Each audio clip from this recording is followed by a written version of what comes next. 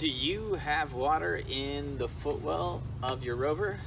Well, I do, and that's what I'm going to try to fix today. Hi guys, my LR3 actually has a big puddle on the driver's side floor, so right there in the footwell.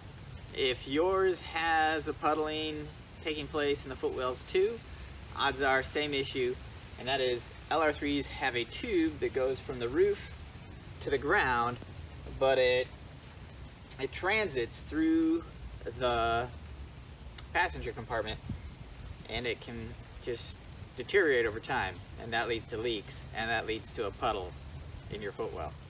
So I'm going to dig into it today, but if you have that problem too, one, that might be your answer. Get a new tube installed. Second, let's see if we can do it.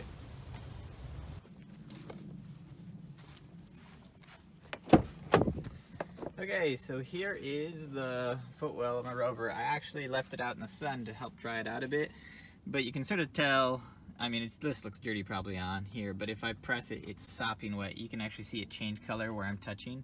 It's because I'm squishing water out of it. And you can probably see there's a lot of water on my fingers. This is tons drier than it's been for the last couple days because it's been raining for about 2-3 days straight. And it was just getting soaked. The very first thing I'm going to do is I'm going to try to get off this panel because the tube travels in there. And I think it's just a pull.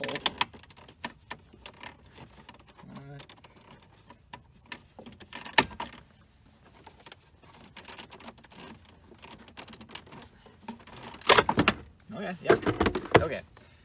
We just pulled it down. Okay, yeah, I was taking it sort of easy because I wanted to make sure it was what it was.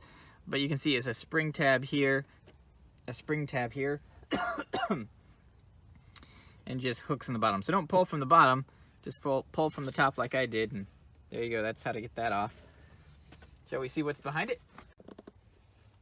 Okay, flashlight's on, looking back in there, and oh yeah, cliche would be, well, there's your problem. It's obvious. Can you see that tube with the red neck?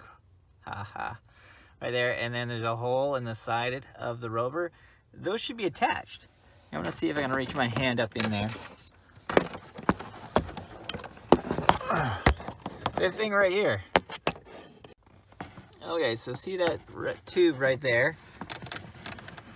Right now I'm reaching up from the back. This should be in there. So right now this tube is basically coming from outside from the roof of my car and then just dumping water out the end. But the end isn't attached to anything except, you know, it's drizzling down here, which then flows into the footwell. Also unnervingly is there's a whole lot of wires under there.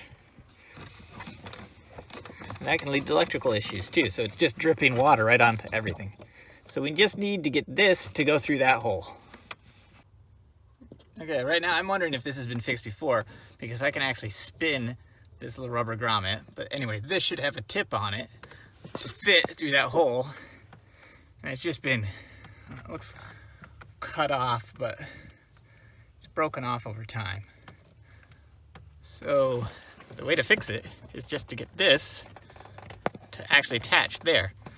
I could buy a new hose and thread that through the entire roof to bottom, but that sounds hard. I think what I'm gonna do is I'm just gonna seal this whole thing so it stays attached to it, and then it'll still spit it outside. That's my plan. Okay, so let's take a peek. This is afterwards. There we go. That is what it looks like. I would say it's fair to comment that it does not look attractive. I'm gonna let the Rover here sit for 24 hours, let it all cure. Okay, so I've let the seal set for a day. Let's see what it looks like.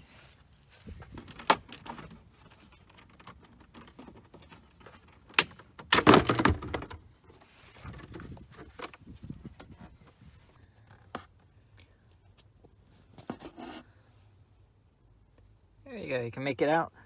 It looks a lot cleaner once the silicone's all cleared. I put a piece of duct tape on there just to hold it. which apparently it did not because it is broken. Well, sadly, it didn't hold. When I looked in there today, it had actually come off the wall. This did not have enough adhesion to keep it attached. I did drive the Rover 2 just to test it out. Didn't hold. So I either need to use something more durable, maybe like PL Premium, or I may build up a tube thing inside. Okay, so let me show you what I have in mind. So this is the neck piece for the LR3, and there should be something protruding out here, and that sticks through the wall, but it's gone. It looks a little sloppy just because of the silicone, but actually makes it more grippy. This is one of my kids' markers that's dried out and not used. But nice thing about pens and markers is they're little tubes. I am going to stick this in here and then use that as the extension that then will go through the wall. And so I'm gonna cut off the front and the back. I'm gonna make this into a tube, and then we're gonna jam it up in here just like this, which is a pretty tight seal already. Seal around it, and then we'll attach it to the hose and use this.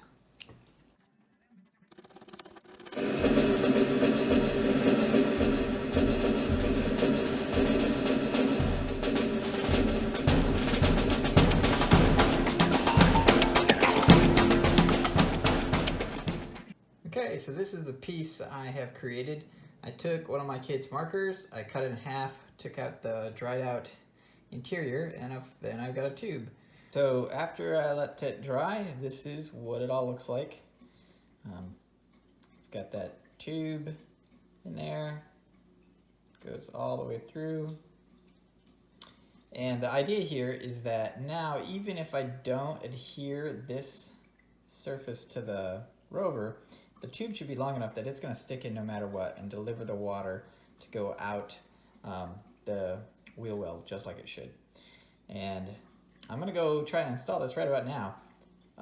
It may be hard to see because it is like, well, it's nighttime, but I've got to install it right now because it's supposed to rain tonight, and I want to keep it drier if possible inside the Rover, so we'll give this a go.